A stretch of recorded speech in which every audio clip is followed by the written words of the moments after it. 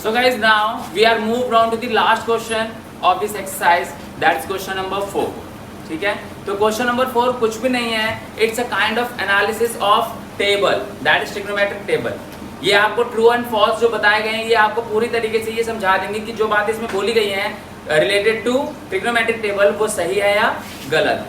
Right, तो let's begin. Question number 4 states, first part states sin a plus b is equal to sin a plus sin b.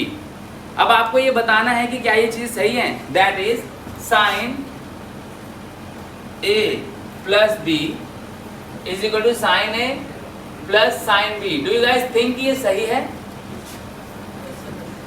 तो पता नहीं, check करना पड़ेगा. करते हैं. आप सपोज आप थीटा की आप फर्स्ट पार्ट में a को 30 और b को 60 लेके देखो. राइट, अभी चेक हो जाएगा, है ना. तो अगर sin a प्लस b, तो अगर मैं इसको यहाँ पुट करूँ sin a that is 30 plus sin b that is 60, right, is equal to sin a that is sin 30 plus sin b that is sin 60. Right, तो अगर sin a plus b that is ये कितना हो गया sin 90 and sin 90 इज 1, whereas sin 30 itself is 1/2 and sin 60 is √3/2. ये कहीं से आपको सेम लग रहा है? And the answer is no. तो ये फॉल्स है. राइट, तो first part is false. Then second part. अगर सेकंड पार्ट को देखा जाए तो second part state the values of sin theta. The values of sin theta increases as the theta increases.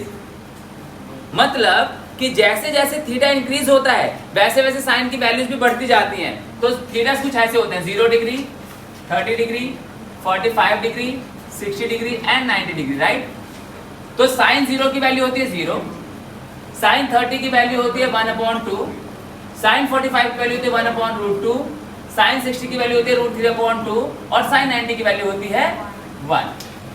तो क्या ये सही है? पहला 0, अगर आप इसको सॉल्व करो तो पहला 0, 1/2 कितना हो गया 0.5 हो गया. राइट, 1 कितना हो गया 1/1.41. √2 की वैल्यू क्या होती है?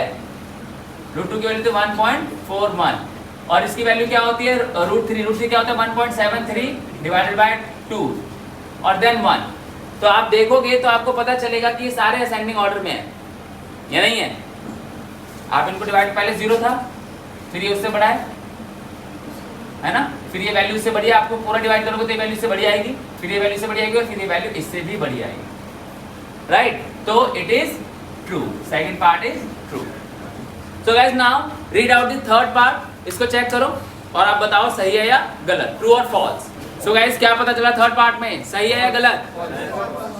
ठीक है, क्योंकि ये वो बात है जो इन्होंने उल्टा बोला हुआ है उस बात को. राइट, अगर आप देखो तो it states the values of cos theta increases as the theta increases.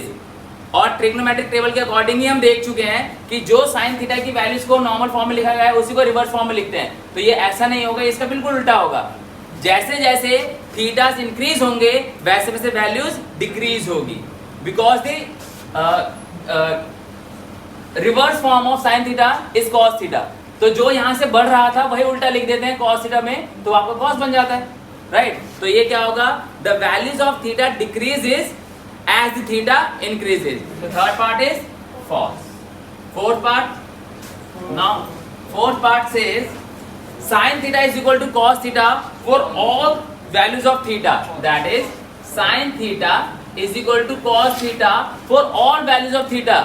यानी कि जो आप थीटा की जगह कोई भी वैल्यू रख दो, आप थीटा की जगह कोई भी वैल्यू रख दो, ठीक है, तो क्या होगा, सारी वैल्यूज इनकी बराबर होगी साइन और कॉस की. ऐसा नहीं होता, एक ही थीटा में होता है ऐसा. किसमें? 45 में. यानी sine 45 is equal to cos 45. ये होता है 1/√3 और ये होता है 1/2 और ये भी होता है 1/√. तो only for one theta they are same and that value is 45 degree. Right, तो ये भी वैल्यू क्या है, ये ऑप्शन भी क्या है हमारा, false. Now let's the last part. Last part of it is cot A is not defined for A is equal to 0. cot A is not defined. अब आप इसको टेबल से चेक करोगे तो आपको स्ट्रेट अवे पता चल जाएगा वो नॉट डिफाइंड है या 0 है, and you can check that out, right.